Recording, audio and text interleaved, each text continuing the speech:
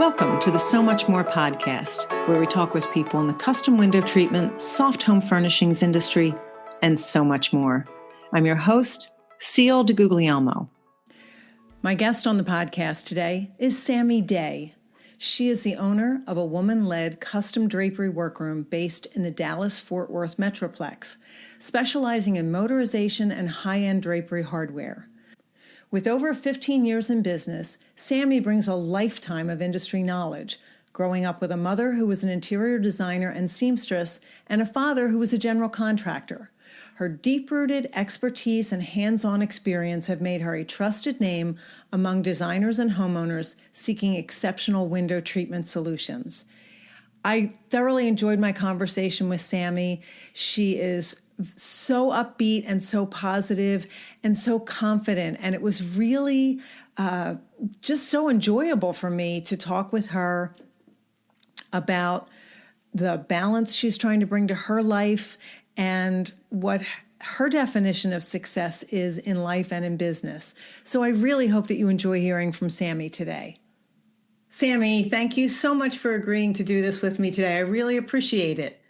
Absolutely. I'm excited to get to know you and hear a little bit about you and how you got started in this business. So why don't you introduce yourself, tell us a little bit about who you are, where you are in the world, and what you do. I am Sammi Day. I own Day Drapery in Dallas, Texas. We actually cater to all of the Dallas-Fort Worth area, but we have been very recently going out of state quite a few times because some of the designers I work with are going out of state and they are taking me with them. So it's actually been a really great process to really figure out all the how to do out of state jobs. Right. And are you shipping when you do that, or are you Well, it goes both ways. So sometimes the designers, because they're stationed here in Dallas, so they're actually driving their stuff to the job. And so we've done a couple of times where we'll go and deliver our stuff to their trucks, and then we fly to the job. Okay. And then unload the trucks with the movers and install while they're doing all their interior design stuff. Okay. And are you strictly to the trade, or you do retail as well? So we started out retail, and then it really pigeonholed off into to the trade. So I would say 90% is designers or to the trade. Okay. That last 10% is clients that we've had for many, many years. Okay. So it's one of those, like, if some new person comes out of the gate, it's one of those like, hey, who's your designer? That's great. And if they don't come, if they're like, oh, this designer recommended me, I'll still reach out to the designer like, hey, what's going on? Yeah. Okay. All right. So tell us a little bit about your background, Sammi. How did you get started in this business? So my mom and my dad both were in interior design and remodeling. My dad was a general contractor. My mom was an interior designer who does window treatments as well. Okay. So she actually has won so many awards with the Window Fashions Vision. And then I kind of came on board with her about 18 years ago. Okay. And we did so well. It was great. She had the most ornate window treatments displays always. And then she kind of a couple of years ago, after my father died, she kind of transitioned to part-time and then half-time. And then just a couple of years ago, I bought her out of the business, and so that she does interior design still and some window treatments, like a little bit here and there, but not to the magnitude that we do for us now for the trade stuff that we do. Okay. When you were growing up, did you think this was something you were going to do? No, not in any way. I wanted to be an accountant. I love numbers. And when I came on board with my mom and my dad, they both had their own businesses. I did all their bookkeeping, all of their work orders and stuff like that. And then it transitioned to just my mom of window treatments and really it's really a lot of times window treatments is just a lot of project management of the projects. And so having that understanding growing up. Like I remember picking up pins off my mom's sewing table and like counting them. If like, or picking them up off the floor, you get like a nickel for every, or a penny for every pin you picked up. It was like growing up under her sewing table. It's like, I really have a understanding and appreciation for window treatments in general, the construction of it, the detail work that goes behind everything, the patterns, the different textures of the fabric. So it's like, the funny part is like, can I physically sew myself? No, I can't. Okay. I didn't know that. Yeah. A lot of people think, are you hand sewing this? Not me. I can like pitch hit, like I can like sew up some hems, I can do, but like legit, like on a table, I'm cutting it and I'm sewing it from start to finish. No. Okay. No, I'm a really great on the office management of the project management, from talking to clients, measuring, creating the work orders that is how you will construct it, and then going and installing it. Okay. So I have a whole bunch of ladies that we've hired on, and we keep like them in their homes, and they just do it from their homes. And then I just kind of get in project management, all of it. Okay. Yeah, I want to talk about that a little bit more, and I'll get back to it. But so you grew up with this your dad was a self-employed, your mom is self-employed. Was their business combined or just like running alongside each other? I think once upon a time it was combined, and then they split it. And then when they split it, my dad went straight to full remodeling. And then my mom did remodeling, but on the interior design side with window treatments. Okay. So they came together on projects. When he would remodel something, he'd say, "Hey, my wife's a designer," and he would bring her into with the client, and she would take over for the interior design side. But they had two separate entities. Yeah. Okay. All right. I'm curious about, especially someone who loved numbers. So this wasn't, oh, I love fabric, I love to sew, I'm going to follow in my mom's footsteps. As a young person watching your parents who are entrepreneurs, was there ever a time where you thought, I am not going into business for myself? Yeah, when growing up, and because I'm 40, so growing up in the 90s or 80s and 90s, but it's just more the 90s and the 2000s where it was always basically feast or famine for people who work for self-employed. So having that knowledge that both parents worked for themselves, and it was either feast or famine, and those famine times were really, really hard. Yeah. And I remember that. And so it's like, I never really wanted to work for myself because I saw the struggle that was. And with having to do all, like, you think you made a buck, but then it's just like, nope, you have to pay this person, you have to pay the taxes, you have to pay the sales tax, you have to pay every single thing that you have to pay. And then you have to pay the credit card. So, or it's like when you got money, it was like you're robbing Peter to pay Paul.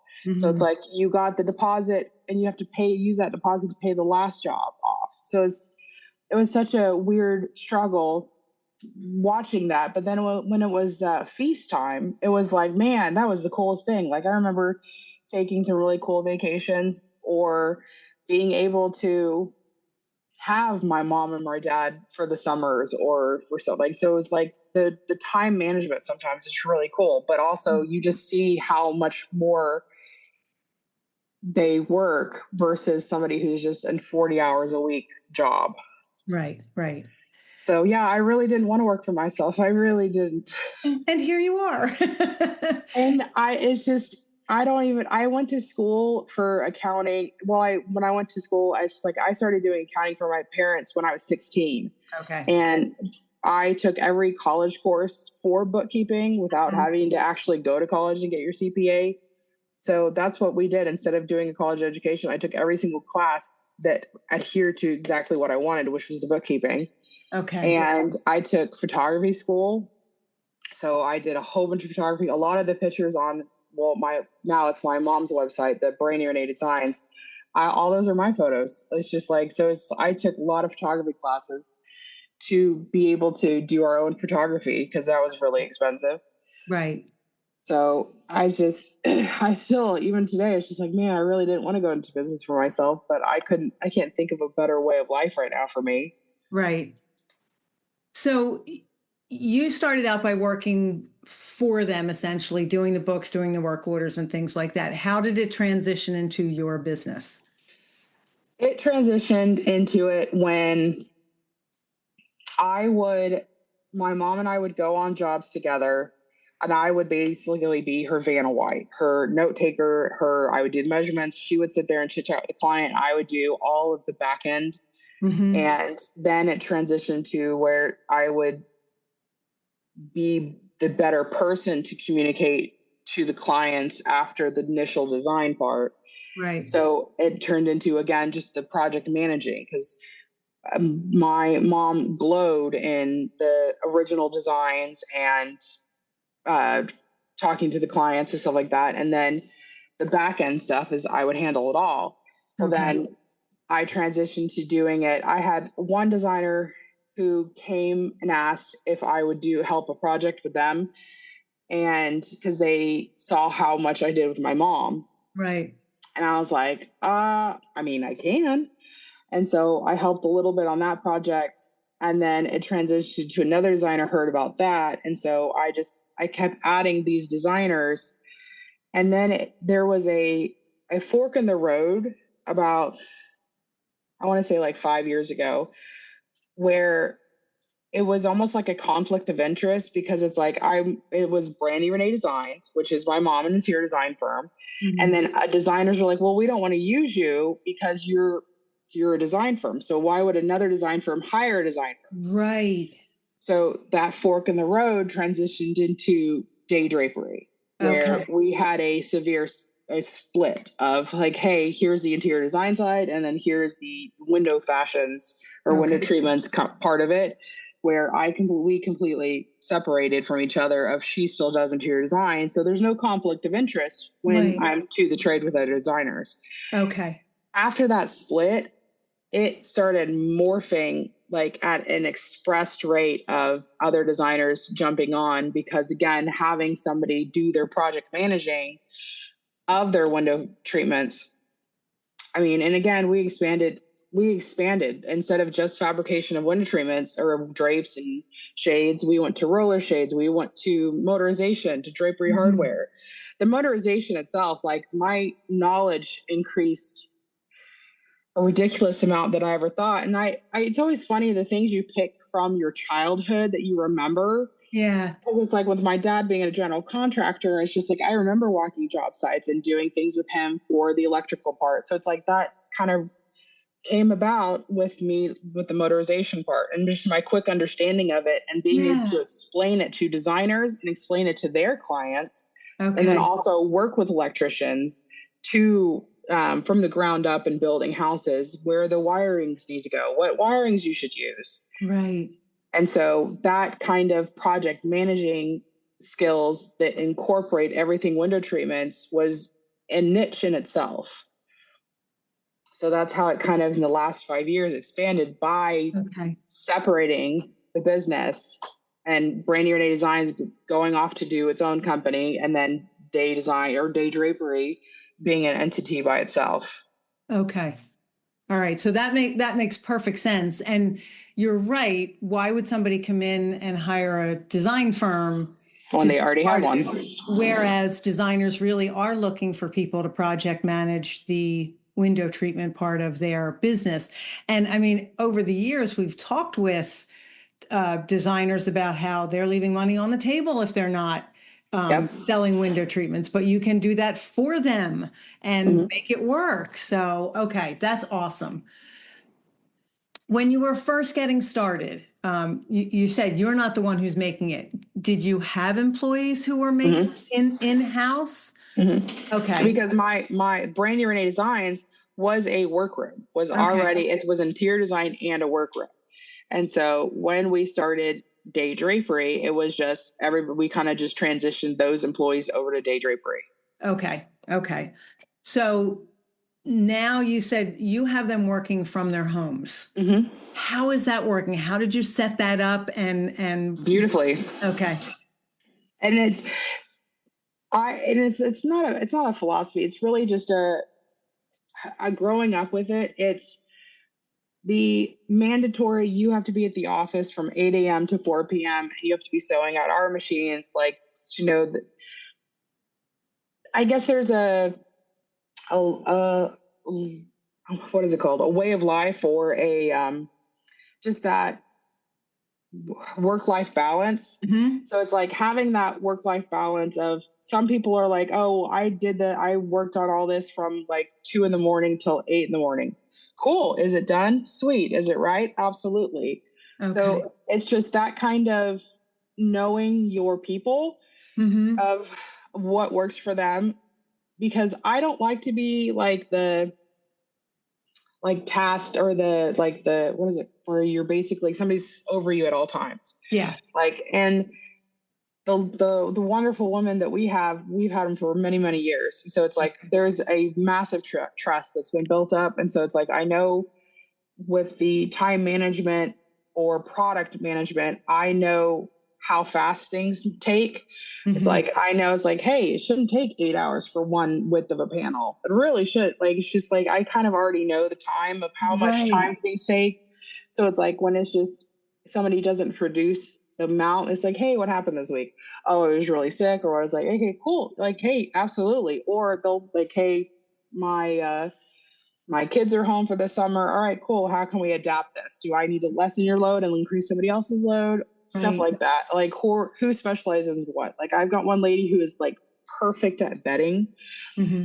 and she does all of the pillows, all of the bedding.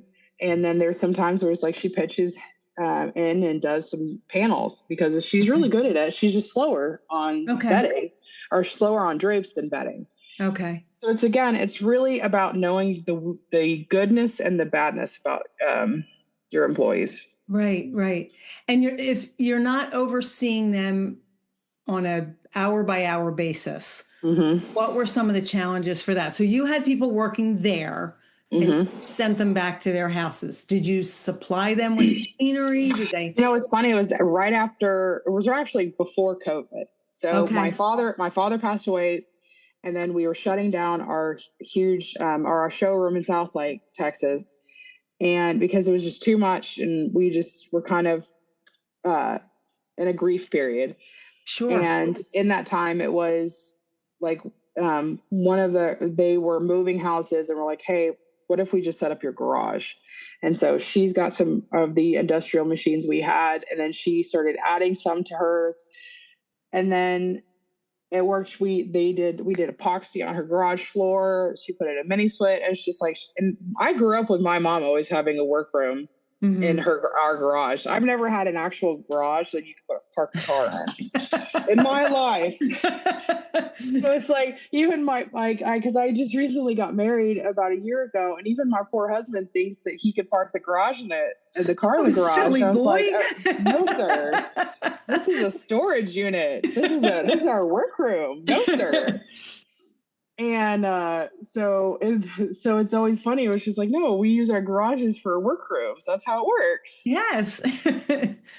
And so it's like we converting their garage. And then there was another lady, and she works just in the middle of the night. Her husband is on night shift. Okay.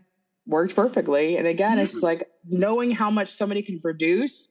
Right. And it's like some day, like just like me, it's just like, some days you feel really great, and some days you might give 80%, but then some days you're like, oh man, I'm really going to do it. And I do 120%. Right. So it's like, it's a love of people, and it's loving your people, and loving yourself, to know that it's just like, everything's custom. So things take longer. Yep. We give a good window of, it's either 4 to 6 weeks or 6 to 8, or, hey, your fabric still hasn't here. So it's like, it's going to be 8 to 12. I mean, again, it really depends on the project, but also it's just for the love of the people, of knowing it's like, if you want to keep people, you have to love them. Yeah. Yeah. I love that idea that they understand they can work at a time or pace. Convenient for them. Pace is a relative thing, but yeah, the middle of the night, because your husband's on shift work, that works for them. I think that's amazing and really well thought out. There has been some challenges where it's like some people you have to let go, like, hey, this isn't working out because Right. you're taking advantage of this, and Right. it's hard conversations, and then at the end of the day, this is a business. Yes. And but the love has to be returned. correct. Absolutely. Yeah. Absolutely. So you started out with the seamstresses that you already had, Mm-hmm. brought in some new people. Mm-hmm. So how do you do the training with them? Did they already know Already it? know it. Okay. Yep. Okay. Yep.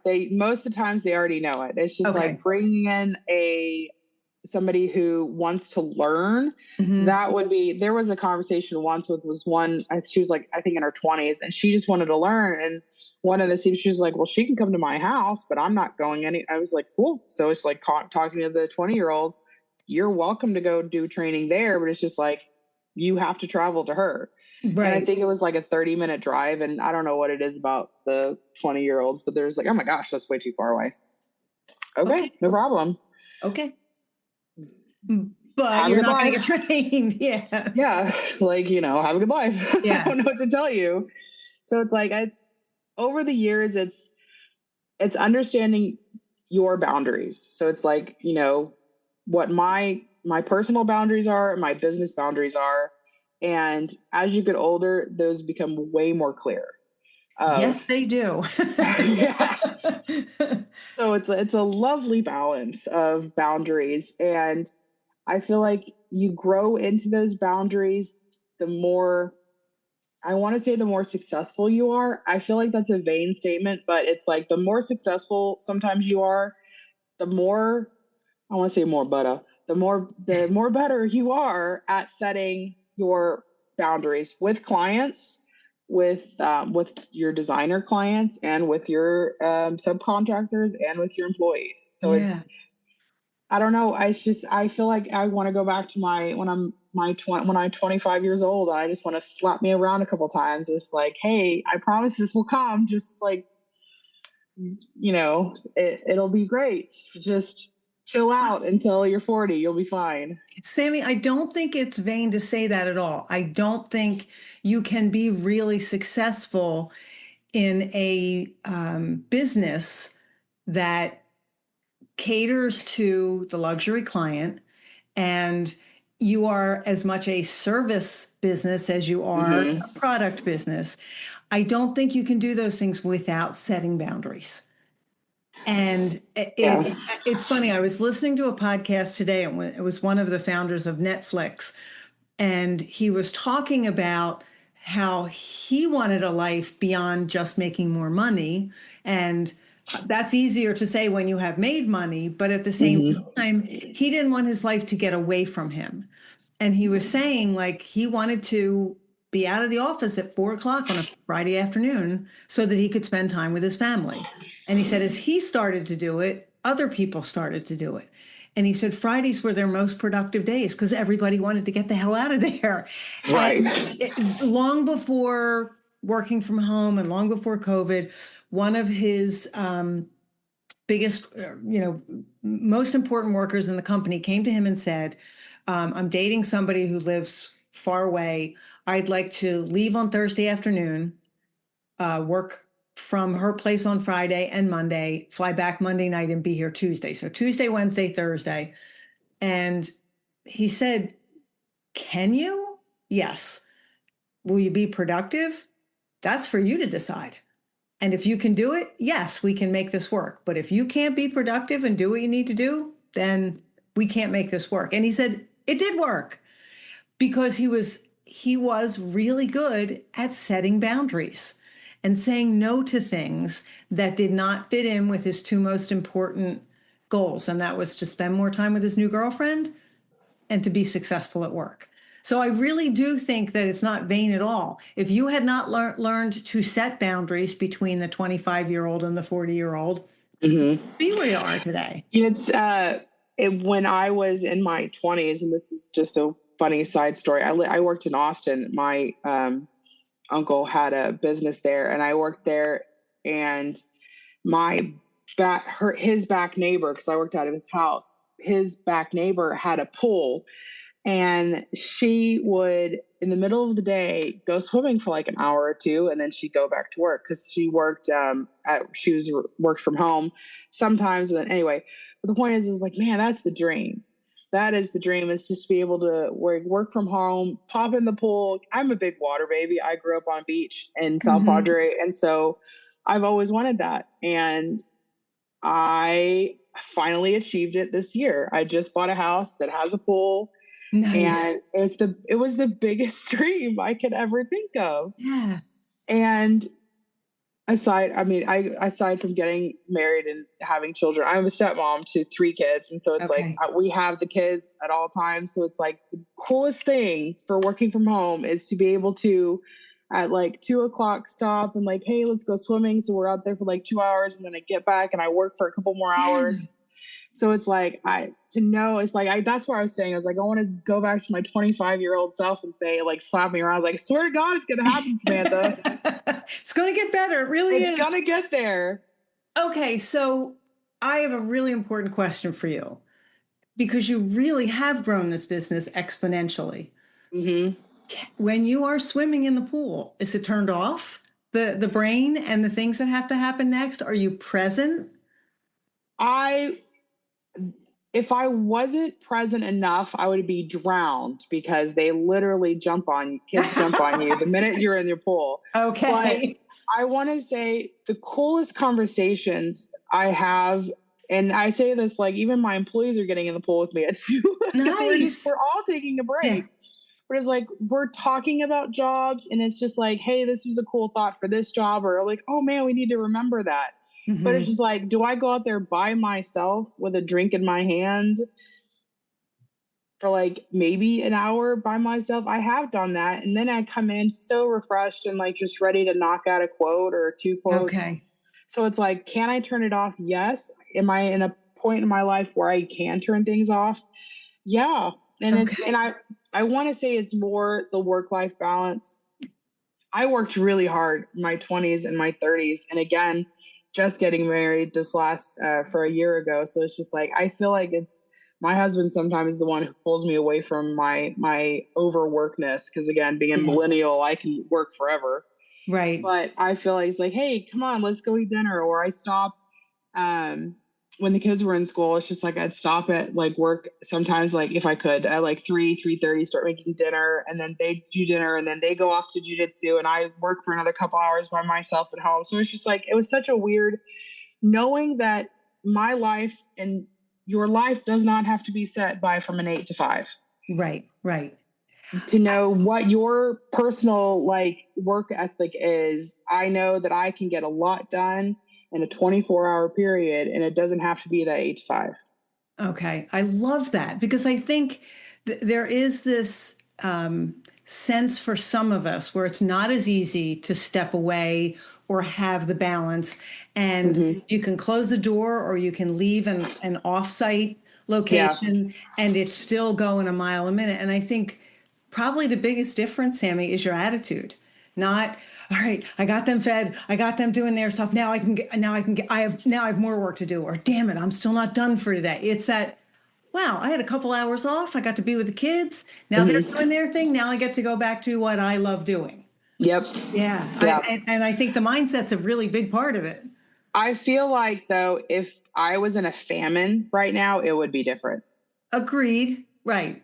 Like saying feast or famine with the mode of my parents, and seeing that growing up really got me to my adult life of where, hey, I will try everything I can not to be in famine, or the whole rob Peter to pay Paul. Right.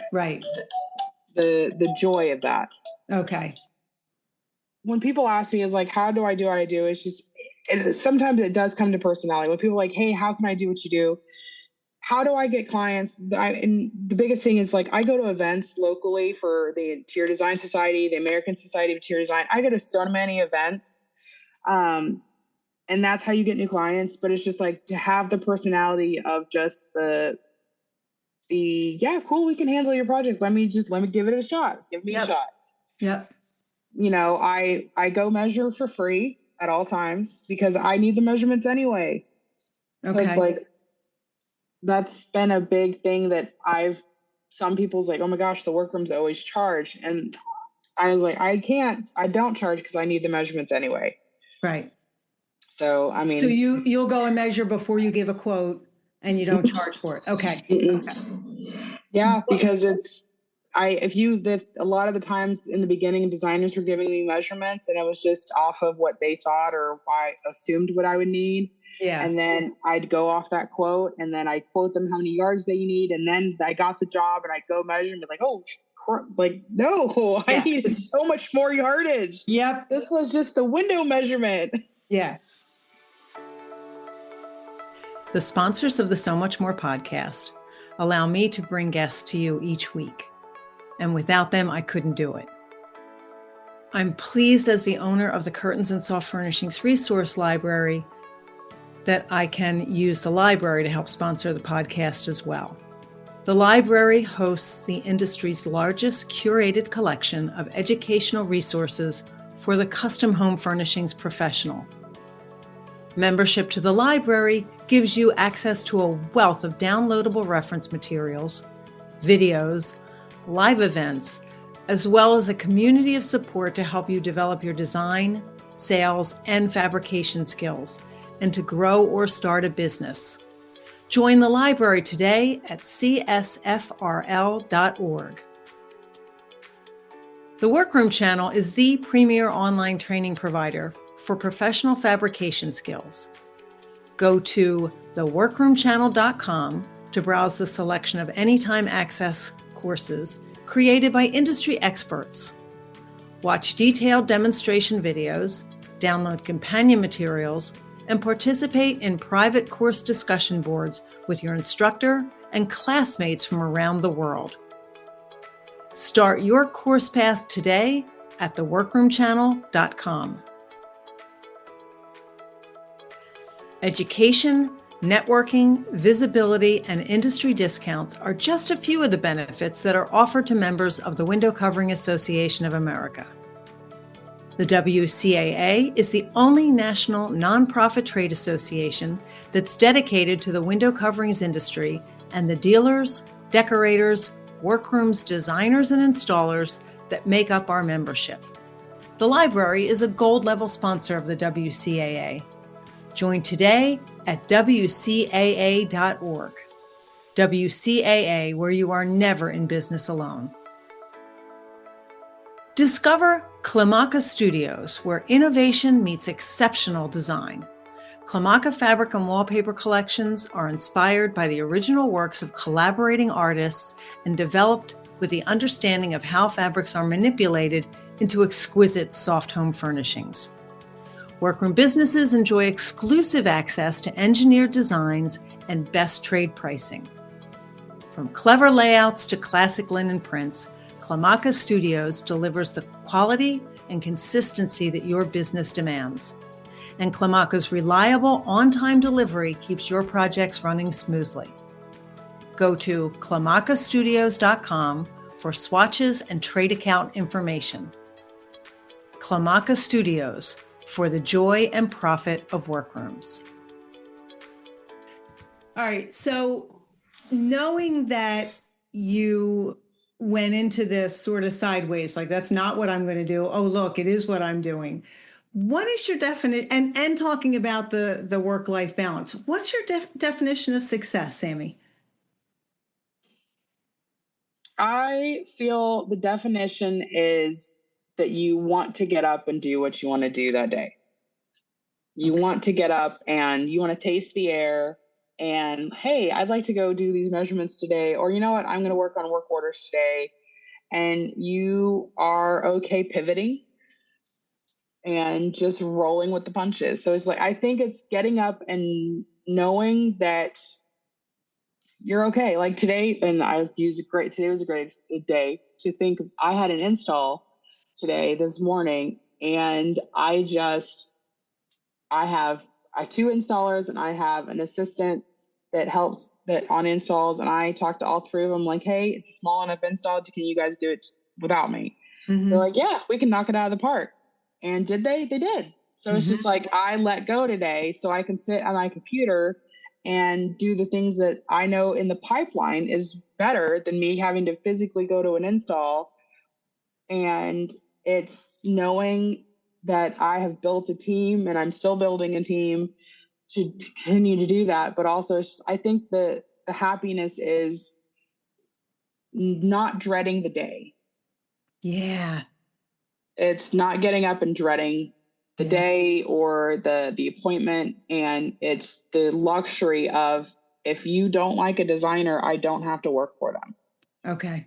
So I'm interviewing a designer. Like when they come to me, I'm like, no, there's somebody else for you. Good for you. And it's hard because it's like you always learn there when you grow. I was raised like, hey, it's a bird in the hand. Don't let go of that bird at all costs. Right. Don't let go of like that's money, but that money and that one bird could have cost 3 times that next job that you accept. So it's like to know if you do not do well in communication with a designer or a client, let them go. Okay. Let them go. What is that Mel Robbins, the let it be or let it let them. Let them. Yep.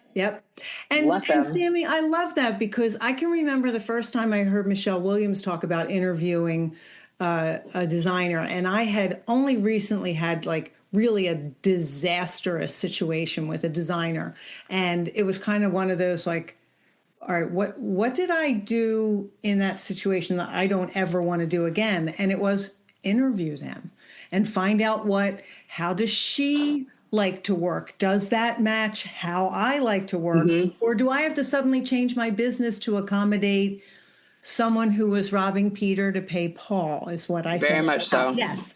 And I find it fascinating because so many of us don't look at what we learned growing up and say, that's not quite how I want to do it. I don't want to go through those famine parts. Mm-hmm. I want to make it a more steady situation. And you can't do that if you don't say no to some people. Yeah, I think the hardest no was that first one. Okay. But then it's just, then of course you hear through the grapevine that other people said no to them too. And you're just like, oh, good for me. Dodged the bullet. I did. But it's just like, I love working with designers because I don't have to pull out fabric books and, hey, do you like this color? Yeah, it's a great color. Yes. I don't care what you pick. Just pick something. Yes. I'm with you on that one.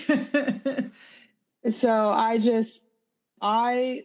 love where I am. And darn, it's taken 15 years to get here, but being in this moment, in this time, it's a beautiful moment. And so it's such a crazy circle. So it's a crazy circle to come to this moment.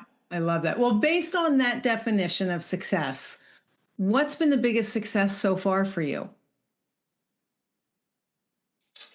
I don't even know. Okay. I want to say the best way I built the success is to be able to pivot and grow your knowledge of your field. Okay. And I say that knowing that I can't physically sew, but everybody thinks I can. And I'm really great. I really showed that. Like I faked a lot of people out, but it's just like to know I can be in this field and not so. And it's again, the success is the enjoyment of the moment and the enjoyment of the job. So it's like getting a job and being done with it and not knowing that designer is going to come back to you for another job. Yeah. So, or it's like you go on Facebook and designers are asking for a workroom and all you see is all these designers saying, Sammi, Sammi, Sammi, Sammi, Sammi. How nice. It's a great feeling. Yes. I love that. All right. So knowing that, again, you came into this business a little differently than some other people did. Have you ever considered quitting? I have. Okay. Yep, I have. And again, it was more in the time after my dad. It was kind of like this pivotal moment of, my dad would help us build cornices. He would help us. I mean, don't worry, I can help with cornices, and I can staple gun, and I can do Right, but that. you had somebody who was really efficient at it, and he's your dad, so there's that. And so it was at this weird crossroad for my mother and I, and so it's just like that moment was like, is it better for us to stop and then go work for somebody else, for a design firm that does, it's more about the project management. My mom, same thing. It's just like, should she go and work? And then COVID hit, and it slapped everybody in the face of, hey, you can't do nothing. But we blew up more during COVID because we had our seamstresses in their homes, and we could keep going. Yeah. So it was a horrible time for people, but also it was a huge growth period for us. Most of us in this industry I remember people talking about being bored. And I was like, how are you bored? I haven't stopped working. How? So I'm really curious about what happens when there is a mistake, especially at this point. You're running a window treatment business. You are not on top of the seamstresses. You are not the one who is fabricating yourself. What happens when you make a mistake? What happens when one of the people who works for you makes a mistake? How do you handle it? We fix it with no questions asked. Like even today, the install, the cornice I had on the work order, the depth of the inside depth is 3.5, and it got made at 2.5. So, hey, absolutely, I am so sorry about this. We take it down, taking it back. I'm going to pop out the staples, add a 1-inch board all around, reupholster the staples, add a little bit thicker of a lining, and go put it back up. Absolutely. Hey, it's custom. Yep. Okay. I mean, there's just, there's no way around it. It's custom, and mistakes happen, and you put a smile on your face and you say, I am so sorry, ma'am or sir, and I will get this handled and turned around as fast as possible. Okay. It's just, if somebody gets that super upset, I mean, I just, absolutely, yes, sir. I apologize. Yeah. I mean, I think we forget sometimes that we're human beings, and all human beings make mistakes. Everybody makes mistakes. Even if you have it very clearly on the paper, again, or like there's mistakes left and right, or there's one where it's just like they tacked it to be a Euro pleat instead of a pinch pleat. Nope, no problem. Yeah, I can do that. I know how to pop those out every time. So it's like the little things like that. Yes, I know how to pitch hit. All right, so it's just not a big deal. Mistakes everybody makes. All right, I'm curious if you and your mom had decided at that pivotal point, would you have continued in this business and gone and worked for somebody else, or do you think you'd be doing something else entirely? I had a really great job offer from a designer. And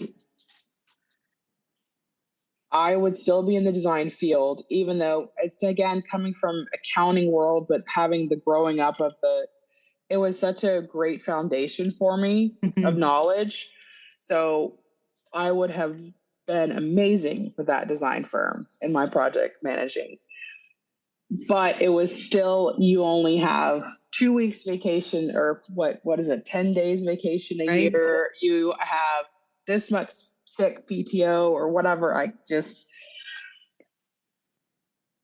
I feel like that was just such a change, because sometimes at like Friday at 3:00, it was like, hey, let's go see a movie. We did really great this week. Let's just go see a movie. You can't do that when you're sitting at a desk. Not when somebody else is paying your salary. You cannot. You really can't. And so that was, I guess, I don't like to be hemmed in like that. Okay. And I never had, like, even when I did work at a loan place, MetLife Home Loans once, and it was so soul crushing to me personally. So can I work for somebody else? It would be very hard, but it's just, I work for people all the time by being the designers, and it's like their personality. So, but I also know I have the luxury right now to say, hey, I don't want to work for you anymore. Find another workroom. Right. So, I love that. So What would you say have been some of the biggest challenges for you over the years? In the beginning, it was my youth Mm-hmm. of how young I was. And that was the biggest of like, well, how do we know you're going to be able to handle this massive Fair enough. Yeah. project and it's like you go through the whole background. My dad was construction. My mom's was interior design / window treatments. It's like I was raised in this. Oh, okay. Well, let's start with little projects for you. And it's like, Right. okay, ooh, And so the magnitude of the houses that I deal with now, go back to even my 30-year-old self, and I would be in tears of how much detail has to go into these massive houses. Because in Dallas, it's bigger in Texas. I mean, it's just, I don't know what to tell you. It is so big in Texas. These houses are monstrous, and so many details of the AV or the wiring and the motorization and dealing with the fun, like when I go to a job site and it's just like, hey, little lady, you don't know anything. And it's just, I have a horrible potty mouth. And so I flip around so fast because I grew up on a construction site. So it's one of those like, excuse me. I feel like, yeah, it was in the beginning, it was just dealing with the youth of how young I was versus it being my mother and like, and then you just kind of get your foot in the door of any design firm. And it's just like, you show them what you can do and knock their socks off I am a very confident person in my personality, but I'm also a very blunt person in my personality. So sometimes it was great and sometimes it didn't work, but I think the biggest challenge sometimes is my own personality of how blunt I can be. I think that's sometimes the trials of, can the designer handle me and can I handle the softness of the designer? Okay. Sammi, are you a book reader, or are there any books that you've read that were really helpful to you, or courses or classes that you've taken that made a difference for you? I am a big believer in the window fashion division, the window fashions conference and the expo. And I've taken many, many courses there. Okay. And by taking the courses, I've gained a lot of friends. And so it's having a huge friend group in the field. Just this last year, it's just like I was a part of the artisan atelier with Sandra Vansickle, where it's just, again, I don't know how to sew, and yet I'm still a part of it. But it's more of so that's where it's just like, am I a big reader? I love to read. Am I going to acknowledge the books that I read? No. But one was the Let Them, Mel Robbins. Yes, that was a huge one. I read that recently. And it is a big life changer of thought process of so that's been a big thing. But it's just for the knowledge of, I do watch a lot of videos of the construction of how to do window treatments, a lot of motorization of I got a lot of training of motorization. So anytime there's training, and my husband, who's a part with me, we both go to the training, and it's like he actually comes from the Formula Drift world of car racing, and so his knowledge of mechanics and engineering and wiring is way higher than mine. So it's a beautiful situation there because he does a lot of my motorization installations. Awesome. Yeah. So it's like I've roped him into my world when we got married. He didn't realize it, but then I roped him in. And it's such a cool full circle for me because it's like my parents did the same thing. Where they would work together. And so I love that. I feel like this was the life I always wanted, but just not the famine part. Right. With my parents. So it's been great to bring him in. Okay. So as someone who does motorization, you're obviously really familiar with technology. Do you use a lot of technology in your business? I don't like paper. Okay. anymore. So my iPad is my life. And so I've actually had where designers have taken me to lunch to show them how I do it, because when I pull up all my pictures and my notes taking, I love Notability on app. Right. I take every single job site. You take a photo, you write your information on there, you write measurements. I can email that to myself, and I have everything in my OneDrive. All my clients are organized. I have a massive file of all of my pictures from jobs. So, and it's all categorized shades and then Roman shades and like just a complete breakdown. So it's like, if I'm talking to a client about cornices, I'll pull up my folder and it has cornices. Like, and I just start flipping through photos of, do you like this one? Do you like this one? I've had so many designers ask, can we get access to this folder? No, maybe not. So that's been, it's just, I love Notability, OneDrive, and then let's see what else. I have oh my gosh, what other program do I use? Minutes Matter has been a big thing. Because when I do renderings for drapes, I've done it with that too a lot. Okay. My mom taught me Minutes Matter, so I kind of knew that, because again, going to photography school, I knew Photoshop, but it's really the same thing. Right. They're very similar. Okay. What 3 business items could you not live without? My iPad is the laptop. I mean, iPad, laptop, and things, same thing, but it's just like, that's the business things. Yeah. I got this, and it was only $10, I think, at the time, on Amazon. It is it's a little tiny sewing kit, and it has every single thing. It's got this big zipper case, and I take it to every job site because it's got like 50 different tiny little needle things and threads of different colors, and it's the best pitch hit thing I've ever had. And it's got all the different size needles in it. It was literally $10 on Amazon. And so I did giveaways for clients at a couple different networking things, and I would give those things away as like, hey, who doesn't need a little zippered sewing thing? And it has saved my life having it in every single vehicle I have. Right. Every van we have, it has multiple little sewing kits in it. That is brilliant. But the sewing kit and my iPad are probably my biggest. Okay. All right. What do you do extremely well, Sammi?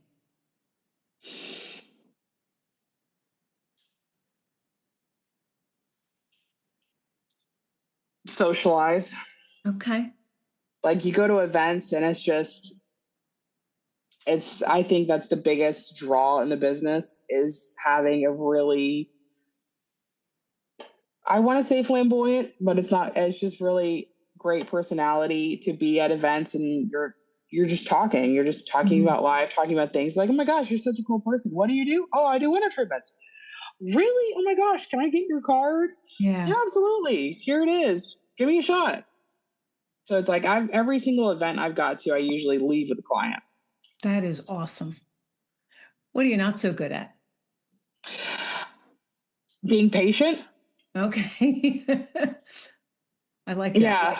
So it's like, but I mean, am I always working on it? Yes.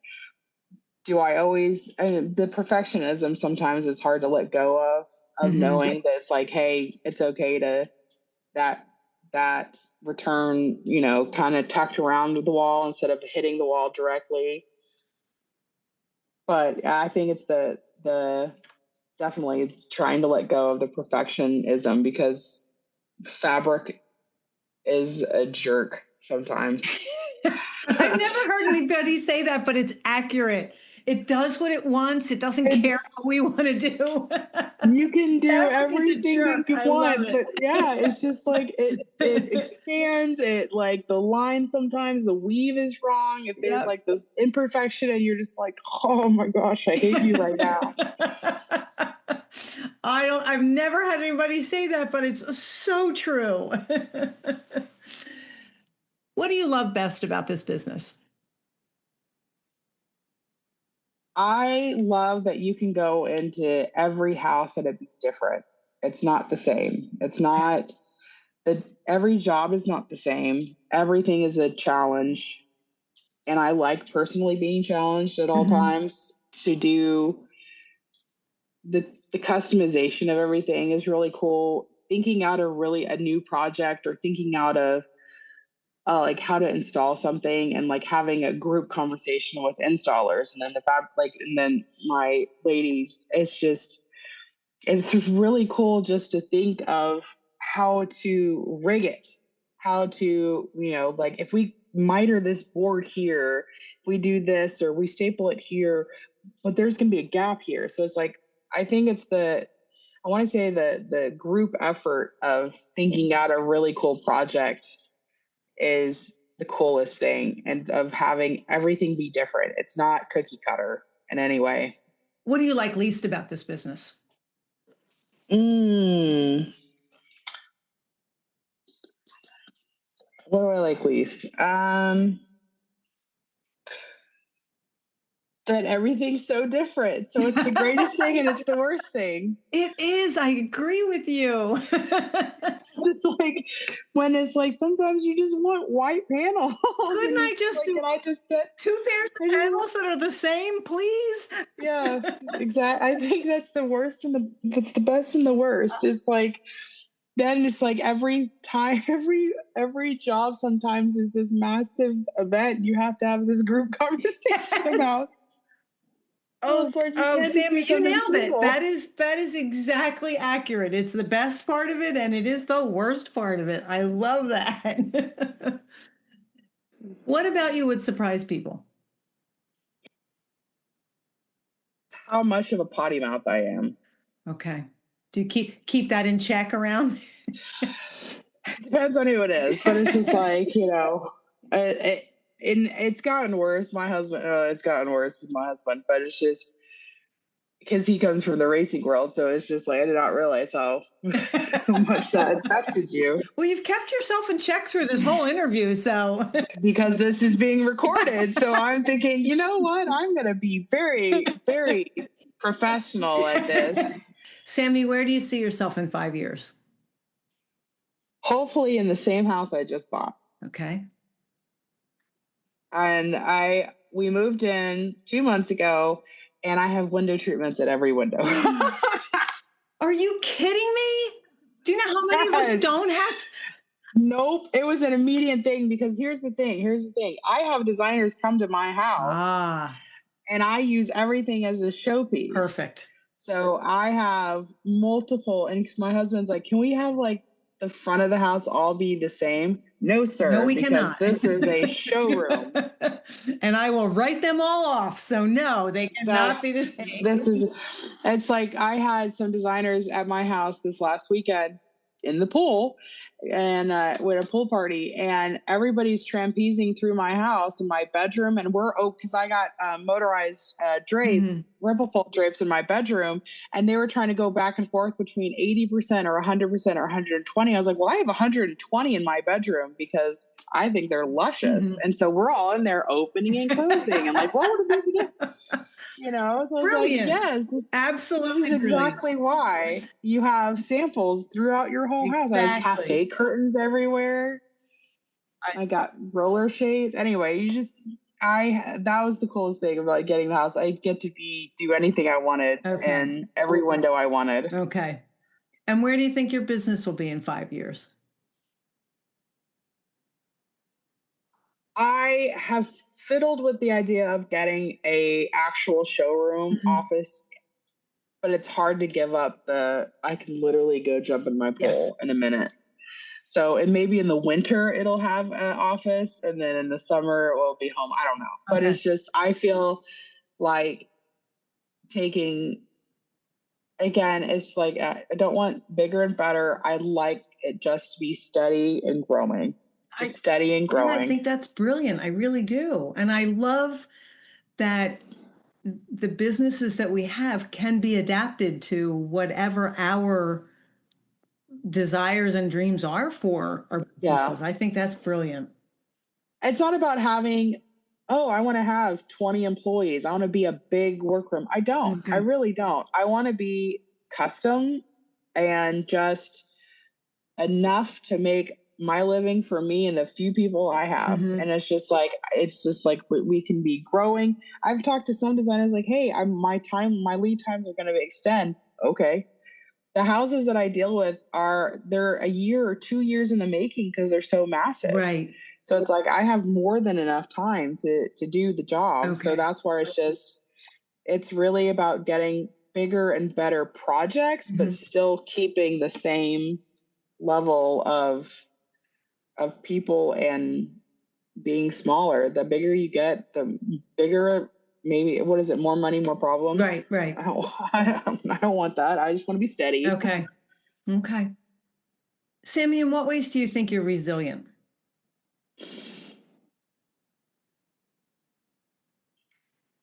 This goes to more of the millennial of me, is we've gone through so many catastrophes in our lifetime that it's just like, you have to be. We have to be. Yeah. And it's interesting because I find that asking people about resiliency is so many people who are resilient don't really see themselves that way because they do just keep going, but not everybody does. There are some people who throw in the towel and say, nope, not doing it, not today and not tomorrow. So I'm always astounded at the entrepreneurs in our industry and how we just manage to keep going. Yeah. And that's a different perspective. My one of my sisters and I were talking about like what our kids have gone through in terms of the last 10 years and how like things that we just took for granted that did not happen the same way for them. So all right. Yeah. Before I ask you the last question, you are on Instagram for sure, because I follow you on Instagram. Are you also on Facebook or any other? Yeah, I'm on Instagram, Facebook. I think there's something else. TikTok. Okay. The Tickety Talk. Okay. Yeah. All right, I'll put links to all of those in the show notes. So honestly, Sammi, I could talk to you all day, but you have a pool to get to. I do. And I've got thunderstorms rolling over my shoulders, so I don't want to push my luck here. I would love it if you could give some advice to someone who's new in this industry or someone who's been around in this industry for a while, or both. Be confident. Whoever you talk to, it's fake it till you make it. You be confident. And whoever you're talking to, whatever designers, like, absolutely, I could do it. Let me try. Okay. I think that's good advice because it's working for you for sure. It definitely worked. Sammi, thank you so much. I really appreciate you taking the time to talk to me today. Absolutely. Yes, ma'am. I absolutely enjoyed talking with Sammi today. There is something about talking to someone who has confidence and feels good about what they do. And I love what she said about the definition of success is waking up and being happy to be doing what you're about to be doing. We all talk about how lucky we are to have these businesses that we run and to have the business model that works best for us. But I think we forget it sometimes on a day-to-day basis. And Sammi's joy and excitement and confidence about what she does was just an absolute pleasure for me to hear from her today. And I hope you enjoyed hearing from her today. Thank you so much for listening. I hope you have a great day.